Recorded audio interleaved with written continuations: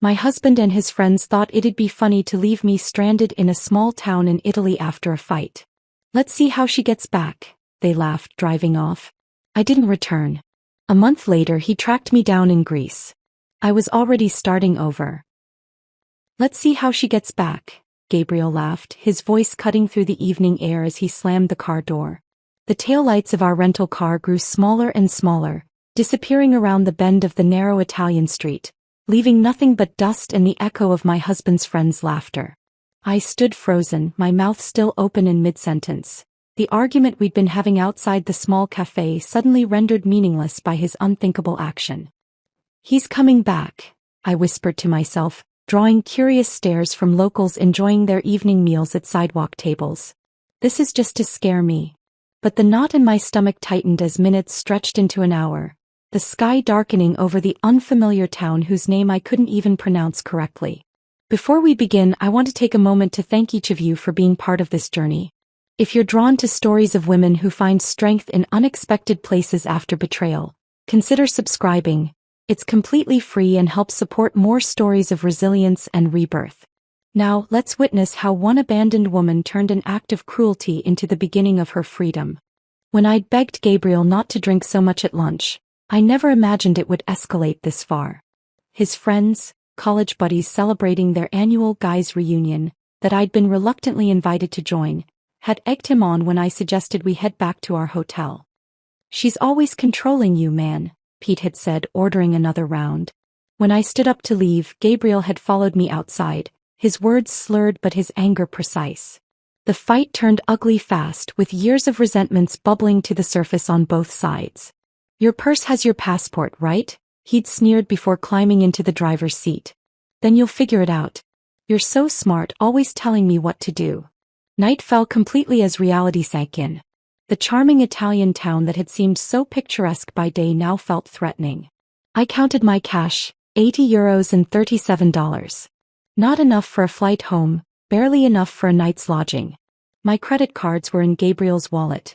He'd offered to carry them earlier when my small purse had been too full. I found the cheapest pensione I could, a dingy room above a bakery with a narrow bed and a sink in the corner. The elderly woman who showed me to the room spoke no English but seemed to understand my situation, patting my arm sympathetically. He blocked me, I whispered to myself in disbelief, staring at my phone. 27 calls to Gabriel, all sent straight to voicemail. Text messages delivered but unanswered. I tried Pete, then Marco, then every one of Gabriel's friends who'd been in that car. All blocked. A shudder ran through me as I realized this hadn't been a momentary impulse but a calculated humiliation. Sleep came in broken fragments, interrupted by hopeful checks of my phone and renewed panic. By morning I'd convinced myself this nightmare would end. Gabriel would return, apologetic but ready to blame me for overreacting to his joke. I'd be angry but relieved enough to move forward, to return to our carefully constructed life in Boston, where he was a respected architect and I was his supportive wife who'd set aside her own design career to manage their home and social calendar. But he didn't come. The second day I rationed my remaining money, buying only a panini for lunch while walking the town's perimeter, checking every hotel and restaurant for any sign of our tour group. By evening I realized they'd continued their planned journey, moving on to Florence without me. On the third day, a kind cafe owner who noticed me lingering outside his establishment offered me free espresso and, in broken English, directions to the local police station.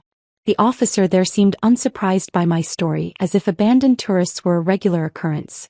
But his limited English and my non-existent Italian left me with nothing but a filed report and a sympathetic nod. That afternoon I made the hardest decision of my life.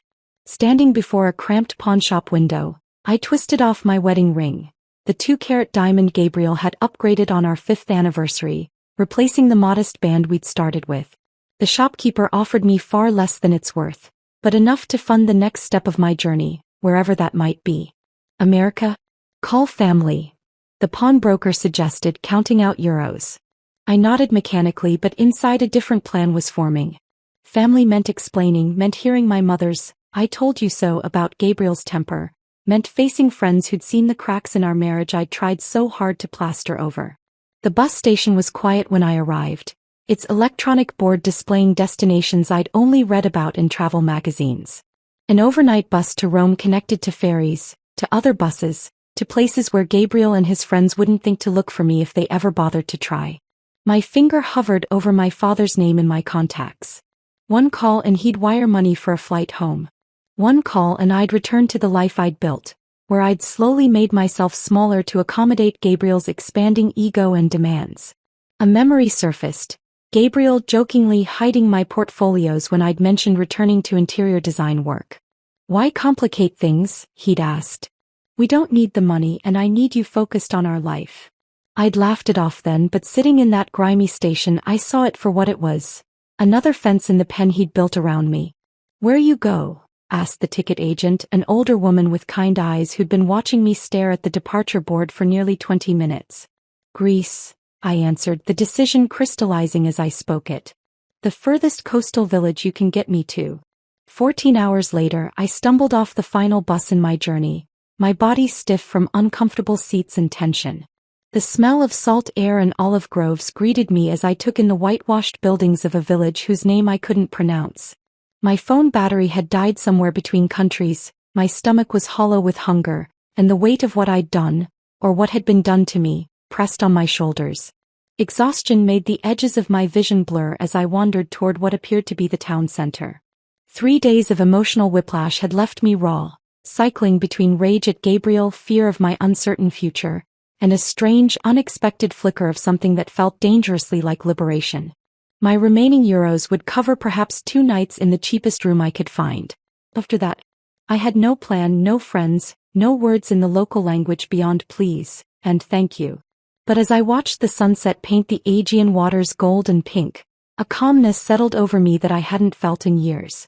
Gabriel had meant to teach me a lesson about dependence. Instead, he'd accidentally set me free. The Greek sun beat down mercilessly as I wandered further from the village. My feet blistered inside impractical sandals meant for sightseeing, not hiking. My water bottle had emptied hours ago, and the combination of dehydration, hunger, and emotional exhaustion made the world tilt around me. Silver-green trees lined the dusty path, their leaves shimmering like coins in the breeze. Olive groves, I realized dimly just before my knees buckled beneath me. The ground rushed up to meet my face, but I barely felt the impact. Darkness edged my vision as a strange calm washed over me. Perhaps this was fitting. Abandoned by my husband in one foreign country only to collapse alone in another. I closed my eyes, giving in to the exhaustion that had been building since Gabriel drove away. "Thiasmou. Kyria." A woman's voice cut through my haze, followed by weathered hands turning me over. An elderly face swam into focus, deep lines etched around kind eyes wide with concern. She spoke rapidly in Greek, patting my cheeks and offering a canteen. The water revived me enough to sit up, though my head still spun violently. She introduced herself as Elena, repeating her name while pointing to herself. I mimicked her gesture weakly. "Alexis." Elena helped me to my feet, her small frame surprisingly strong as she supported my weight. She pointed toward a stone farmhouse nestled among the olive trees and made walking motions with her fingers. I nodded, lacking the strength to resist as she guided me slowly up the hill. The farmhouse kitchen welcomed me with the scent of herbs hanging from wooden beams and something savory bubbling on an ancient stove. Elena settled me at a worn wooden table before calling out to someone. A man's voice responded, and moments later, an elderly gentleman with a sun-darkened face and silver mustache appeared in the doorway, wiping his hands on a cloth. "Nikos," Elena said, pointing to him. Her husband nodded at me cautiously, his eyes questioning but not unwelcoming. Elena poured cool water into a glass and pressed it into my hands, followed by a bowl of simple soup. My stomach growled audibly as the aroma reached my nose, prompting a smile from Elena. That evening passed in a blur of broken communication. I tried to explain my situation through a combination of limited words, hand gestures, and eventually tears. Elena nodded as if she understood completely, though I knew she couldn't possibly grasp the details. Nikos remained quiet but attentive, occasionally asking questions that Elena translated through gestures. They offered me their spare room, a simple space with whitewashed walls and a narrow bed covered by a handmade quilt. Too exhausted to protest, I collapsed into much-needed sleep. Morning arrived with roosters crowing and the aroma of fresh bread. I found clean clothes folded at the foot of my bed, A simple cotton dress and cardigan that looked decades old but freshly laundered. They hung loosely on my frame but offered a welcome change from my travel-worn outfit. In the kitchen, Elena beamed at my appearance, immediately serving strong coffee and fresh bread with olive oil and honey. With daylight clearing my mind, embarrassment crept in. These strangers had taken me in without question, fed me, clothed me. I needed to explain myself, to offer payment, to move on. Through broken English and the translation app on my phone, now charged thanks to an adapter Nikos had produced, I attempted to convey my gratitude and intention to return to the village. Elena's face fell immediately. She shook her head vigorously, pointing outside where rain now pattered against the windows, then to my still blistered feet. "Stay," she insisted, one of the few English words she knew. "Rest." Over the next 3 days I made several attempts to leave, each met with gentle resistance.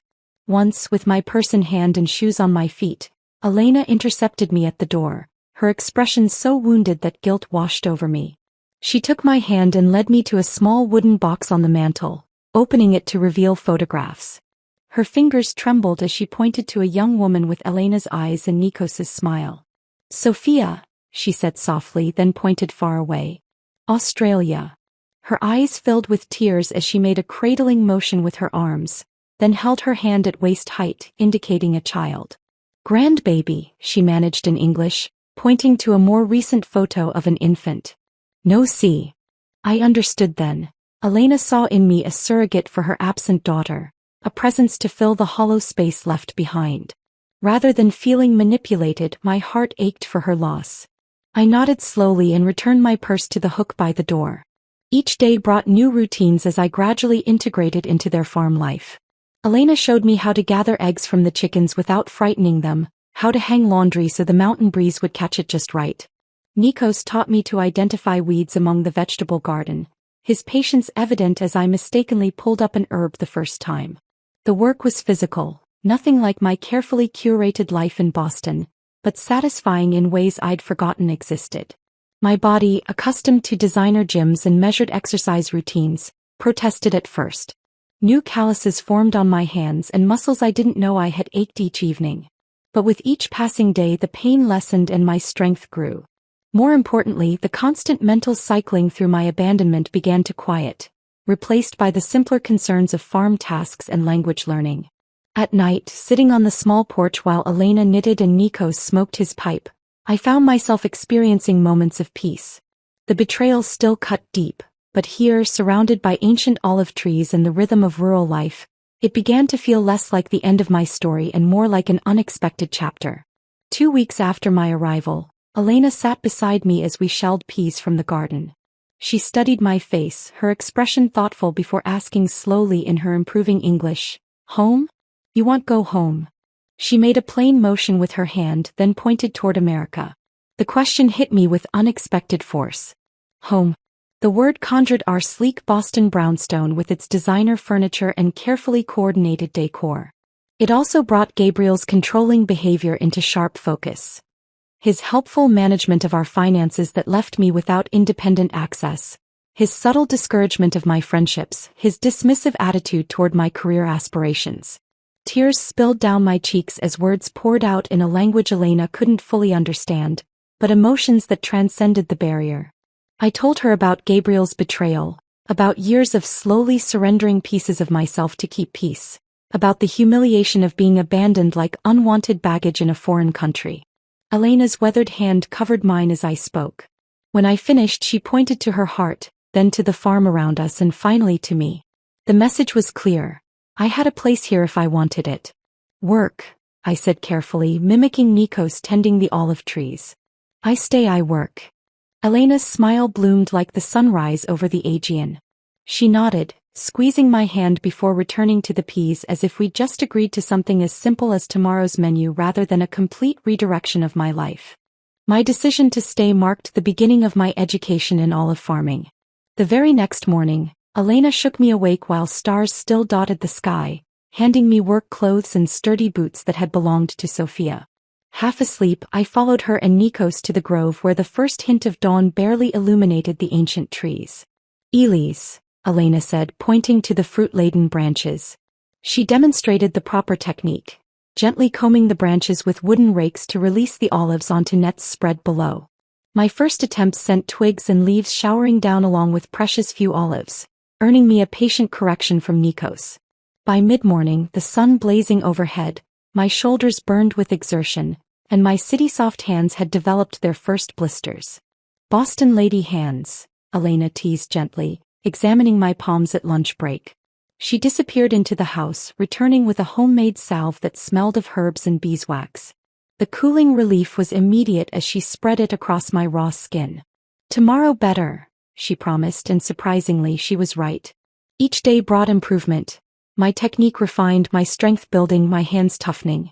Within weeks, I could work alongside them for hours without complaint, taking pride in the growing piles of harvested fruit. The sorting process proved even more demanding than the harvest. Seated at a long table under the shade of a pergola, we meticulously separated the olives by quality. The perfect ones destined for the premium oil, slightly blemished for second grade, damaged ones for soap making. Elena watched me with hawk eyes at first, correcting my mistakes with gentle nudges. Gradually, her corrections became less frequent as my eye developed for the subtle distinctions. "You learn fast," Nikos commented one evening, his broken English improving alongside my rudimentary Greek. It was the highest compliment he'd paid me, and warmth spread through my chest at his approval. My education extended beyond the groves into Elena's kitchen, a place that initially intimidated me with its lack of modern conveniences. In Boston, I'd considered myself a decent cook, capable of following recipes from gourmet magazines for dinner parties that impressed Gabriel's colleagues. But Elena's cooking involved no measuring cups or precise temperatures, just generations of knowledge passed through hands and observation. "Watch," she'd say, kneading dough for bread with practiced motions. I'd mimic her movements, failing spectacularly at first. My initial loaves emerged from the outdoor stone oven misshapen and either underbaked or burnt beyond recognition. "Practice," Elena encouraged, breaking apart even my worst attempts to taste them. "All learning is waste." Her acceptance of imperfection struck me as revolutionary. In my previous life, mistakes had been something to hide, not stepping stones to mastery. The simplicity of their meals revealed how processed my American diet had been. Here, everything came from their land or neighboring farms. Vegetables still warm from the sun, eggs collected that morning, cheese from the goats down the road. The flavors were vibrant and clean, needing little enhancement beyond olive oil, lemon, and herbs from Elena's garden. My body changed on this diet and work regimen. The designer clothes I'd arrived in grew loose as unnecessary weight melted away, replaced by lean muscle. My complexion, once maintained through expensive creams, glowed from simple olive oil soap and honest sweat. When I caught sight of myself in the small mirror above the bathroom sink, a stranger looked back, tanned, stronger, somehow more substantial despite weighing less. As my Greek vocabulary expanded, Elena and I found more ways to communicate beyond labor and food. During evening breaks, she brought out her photo albums, pointing to black and white images of her youth in the village. I was startled to discover she'd once been a schoolteacher before returning to her family's olive business after marriage. "You?" she asked, mimicking typing on a keyboard. I took out my phone, showing her photos of my interior design projects from before marriage. The career Gabriel had dismissed as a hobby. Elena studied them with genuine interest, pointing to elements she liked and making appreciative sounds. "Beautiful thinking," she said, tapping her temple. Her validation of my creative work brought tears to my eyes. Such simple acknowledgement, yet something Gabriel had gradually withdrawn as our marriage progressed. One rainy afternoon, Elena taught me to knit, her patience endless as I dropped stitches and created uneven rows. My first completed project was a simple scarf, lumpy and imperfect, but entirely made by my hands. I wrapped it around my neck with more pride than I'd felt wearing the designer cashmere Gabriel had given me for Christmas. Other handmade possessions followed. A clay mug formed under Nikos's guidance, a woven basket I learned to make from a neighbor. Each item represented hours of learning and connection, carrying stories that no purchased luxury ever could. My collection grew as my attachment to material perfection diminished. After 3 months of working without compensation beyond room and board, Elena approached me one morning with Nikos at her side. They led me to the small building where they pressed and bottled their olive oil, showing me the modest inventory they'd produced from our harvest. "Market day," Elena announced, pointing to the calendar. "You come." The village market bustled with activity. Farmers and artisans displaying their goods while locals and the occasional tourist browsed among the stalls. Elena and Nikos set up their simple table, arranging bottles of golden green oil alongside olive soap and jars of preserved olives. To my surprise, they positioned me at the front of the table, encouraging me to speak with customers. My broken Greek and their limited English created moments of confusion and laughter, but sales steadily accumulated throughout the day. As the market closed, Elena handed me an envelope containing euros. "Your part," she said simply. "Fair work, fair pay." I stared at the modest sum, perhaps enough for a single meal at the restaurants Gabriel and I had frequented.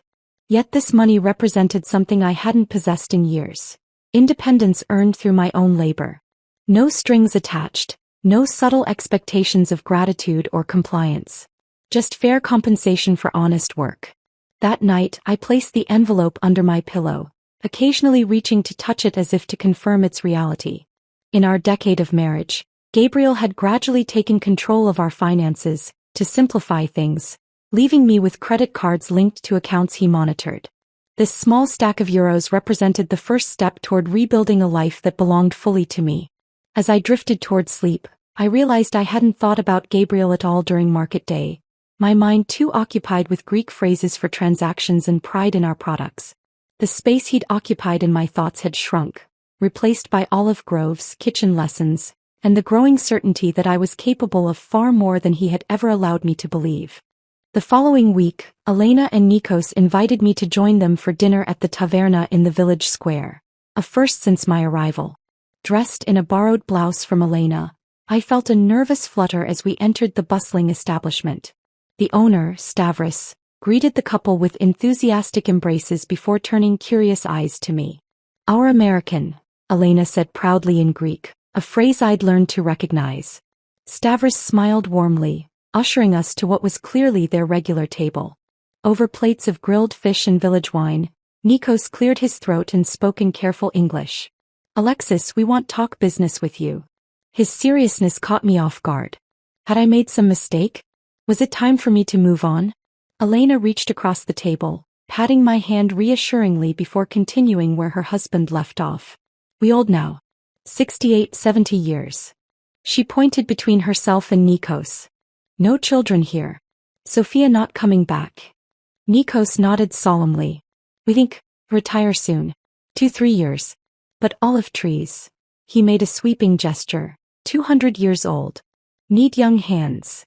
My breath caught as I began to understand. Elena smiled, her eyes crinkling at the corners. "You learn fast. Work hard. We teach everything." Then, she spread her hands as if offering something. "Business yours." The proposition stunned me. They barely knew me, a foreigner who'd stumbled into their lives just months ago. Yet here they were, offering a future I hadn't dared imagine. "But I don't know enough," I stammered. "The trees, the pressing, the business side."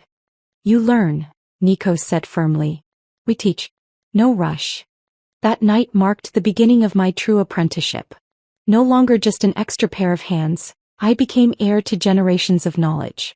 Each morning, Nikos took me through different sections of their groves, explaining how soil variations affected flavor profiles, how to identify early signs of disease, when precisely to harvest each section for optimal oil quality. Elena focused on teaching me the business records, a combination of handwritten ledgers and basic computer spreadsheets their grandson had set up during a holiday visit years ago. Her method of tracking expenses and income was functional but outdated.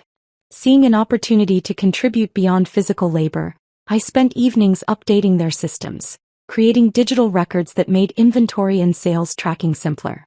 "Look," I showed Elena one night, demonstrating how to filter the spreadsheet to show which oil varieties sold best at which markets. Her eyes widened as patterns emerged from the numbers. "Smart," she nodded approvingly. "Boston lady brain good for business." With their blessing, I began implementing small marketing improvements. Our hand-labeled bottles received updated tags with information about flavor profiles and food pairings, knowledge I'd gleaned from countless cooking lessons with Elena. I created a simple brochure about their traditional methods, answering the questions tourists frequently asked at our market stand. My improving Greek helped forge connections beyond Elena and Nikos's immediate circle. The pharmacist who provided Elena's blood pressure medication began stopping by our market stall for conversations that extended beyond transactions. The baker's wife invited me to join her weekly coffee gathering with other village women, an intimidating but invaluable immersion in local language and customs. Stavros from the taverna became an unexpected ally when he began featuring our premium oil as a table offering, placing small carafes with our new labels prominently on each table. "Good for you, good for me," he explained with a wink when I thanked him. Word spread, and soon 2 other restaurants in neighboring towns contacted us about supplying their establishments. 6 months into my new life, I attended the baptism of the butcher's granddaughter, my first formal village celebration. Standing in the back of the small church, I watched the community ritual with a lump in my throat. The elderly priest noticed my presence and made a point of greeting me afterward, switching to halting English learned during seminary in Athens.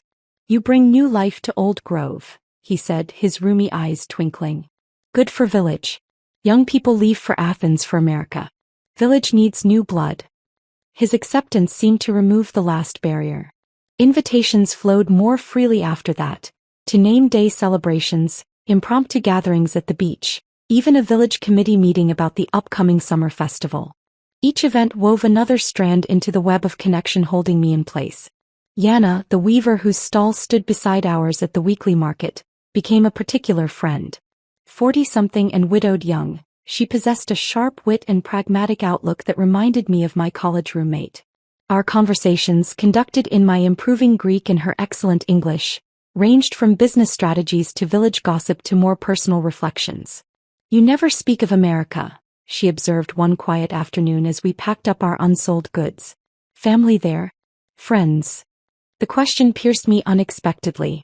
I'd grown so focused on building my new life that I'd pushed thoughts of my old one aside. "My parents died years ago. A few friends, but..." I trailed off, realizing how Gabriel had gradually isolated me from my support network, always finding reasons why my college friends were problematic or work colleagues using me. Yana nodded knowingly. "The husband who left you in Italy. You never say his name." "Gabriel," I said, the syllables feeling foreign on my tongue after months of silence. "His name is Gabriel. And he never searched for you?" Her directness was refreshing after months of Elena and Nikos's gentle avoidance of the topic. "I don't know," I admitted. "I haven't checked my phone." I gestured vaguely. I'd powered it on occasionally to take photos but had abandoned my American email and social accounts, unwilling to confront whatever might be waiting there. Yana's raised eyebrow challenged me. "Perhaps time to look. Not for him, for you. To close the door properly." Her words stayed with me. That evening, after helping Elena prepare dinner, I retreated to my room and powered up my old phone, connecting to the farmhouse's basic Wi-Fi. With trembling fingers, I logged into my long-neglected email account. Hundreds of unread messages filled the screen. Scanning the senders, I spotted several from old friends, their subject lines evolving from casual check-ins to concerned inquiries. A surge of shame washed over me. I'd disappeared from their lives without explanation, just as thoroughly as I'd vanished from Gabriel's. A thread from my former design mentor caught my eye. Job opportunity followed by increasingly urgent follow-ups. Opening it revealed she'd recommended me for a remote consulting position with a sustainable building materials company. The final email, dated just 2 weeks earlier, indicated the position was still open if I was interested. Before I could consider this unexpected bridge to my former life, another email sender froze my fingers on the screen. Gabriel Davis with the subject line, "I know where you are." The timestamp showed it had arrived just hours earlier. Heart pounding, I clicked it open. "Alexis, it's taken months and a private investigator, but I've finally tracked you to that backwater in Greece. This has gone on long enough. I'm coming to bring you home and end this ridiculous tantrum. My flight lands in Athens on Thursday. Be ready. 3 days from now." The room spun around me as panic and anger collided in my chest. How dare he? After abandoning me, after months without a word, he expected to simply collect me like misplaced luggage?